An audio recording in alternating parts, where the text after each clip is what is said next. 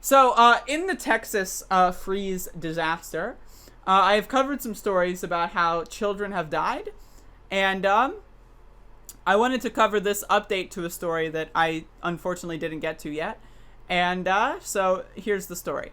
Family of 11-year-old boy who died in unheated Texas mobile home sues power companies for over $100 million.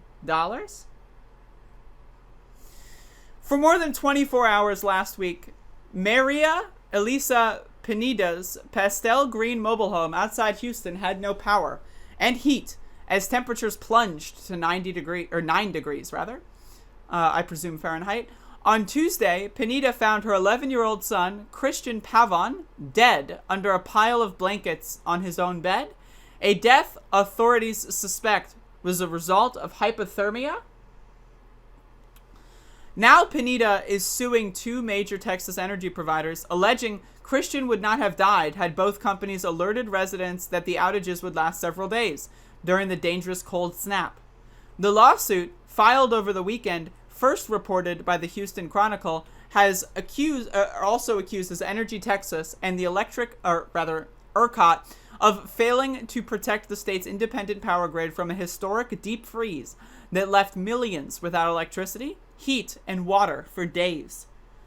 The power providers, long before any of us knew that they would not have sufficient power to protect us, and they didn't tell us that, Pineda's attorney, Tony Busby, told the Washington Post. You have people that died because of that. It's not acceptable. We're going to hold people accountable. This is the first step of many that needs to be happening. He added, the power providers lied to us in Texas. Not just the power providers, but the governor. Reminder, the governor of Texas went on Fox News. It's the wind turbines. It's the Green New Deal. So the Green New Deal has historically been blocked by Republicans, but also it's the result of the Texas freeze? So you defended Texas from the Green New Deal, and that's why the Green New Deal froze the wind turbines? Right? I think all of these people should be sent to prison. Pineda's lawsuit is among the first legal actions brought against the state's energy providers as Texans wrestle with whom to hold responsible for dozens of deaths and billions in damages in the last week's catastrophic outages. Busby, who told the Post he is representing at least 7 other Texas families who died in the dangerously cold temperatures, said he expected more litigation against energy providers. So far, at least 58 people have died in the 2 major winter storms since February 14th, according to data compiled by the Post. More than half of the deaths, 32, have been reported in Texas, where President Biden has since declared a major disaster. I'm glad that he's declared the disaster. I don't know what that does, but hey, he said words, right? Authorities say the death count could rise, as well as wellness checks in coming days reveal the full magnitude of the disaster. Pineda is suing both companies for gross negligence. The Conroe Tex family is seeking damages, funeral expenses, and a judgment of more than $100 million, according to the lawsuit. Representatives with Entergy and ERCOT did not immediately respond to the Post's request for comment as of early Monday. In a statement Saturday to KTRK, ERCOT said the company had yet to review the lawsuit before responding accordingly. Our thoughts are with all Texans who have and are suffering due to the past week, an ERCOT representative told the station. I'm not going to read the rest of that. Fuck that bitch.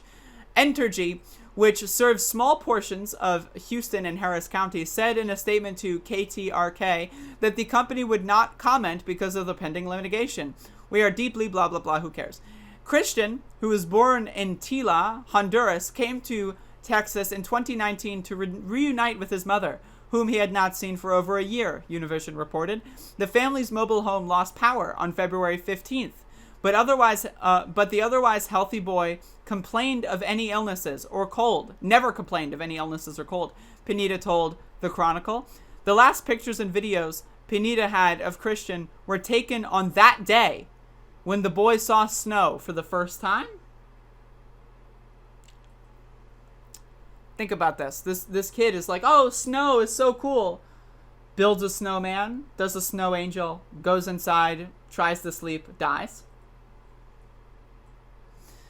After he skipped in the blanket of snow that covered his backyard for about half an hour, Christian played with his toys and went to bed with his 3-year-old stepbrother by 11 p.m., the Chronicle reported. At some point that night, Christian's stepfather woke up to check on the children, who were both still responsive, his aunt, Jeliza Ura, told KTRK. But Christian never woke up the next day. About 2:30 p.m., his mother found the 6th grader's unresponsive body on his bed. Despite his family's attempts to revive him, Christian was pronounced dead on Tuesday afternoon. The results of his autopsy could take several weeks, the Chronicle reported.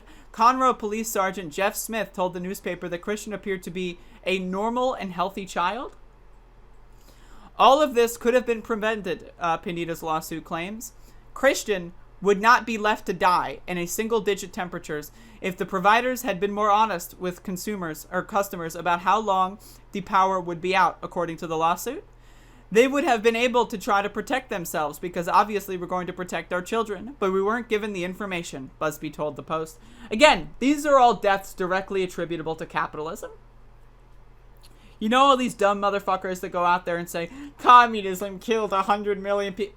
You know those stupid bitch-ass motherfuckers? Do they ever keep count of the amount of deaths related to capitalism? Hell no. Why? Because capitalism is an ideology that tells you if you die, it's your fault.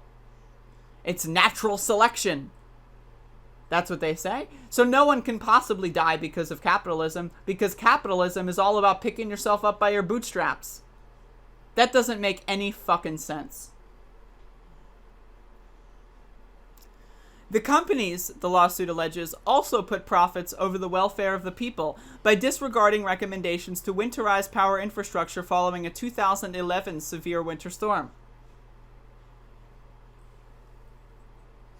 Because ERCOT has the country's first independent grid, it is not subject to federal regulation or required to equip the electric grid for the winter.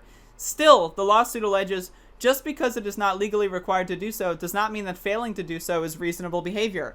ERCOT failed all Texans and allowed providers to fail Texans.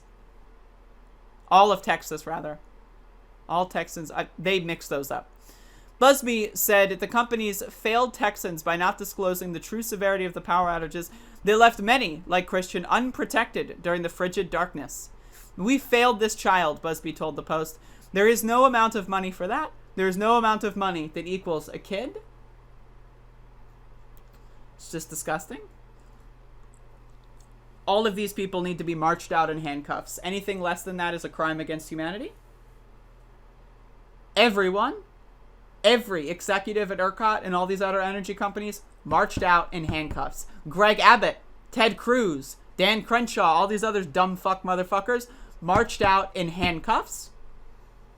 That's what they need. Anything less is treason. Anything less is a crime against humanity. It's fucking disgusting. Meanwhile, people are being charged $17,000 for a week of electricity. I covered that yesterday. $17,000 for a week of electricity. Capitalism is a death cult. The sooner you realize that, the sooner we can outgrow this disgusting prepubescent phase of human civilization.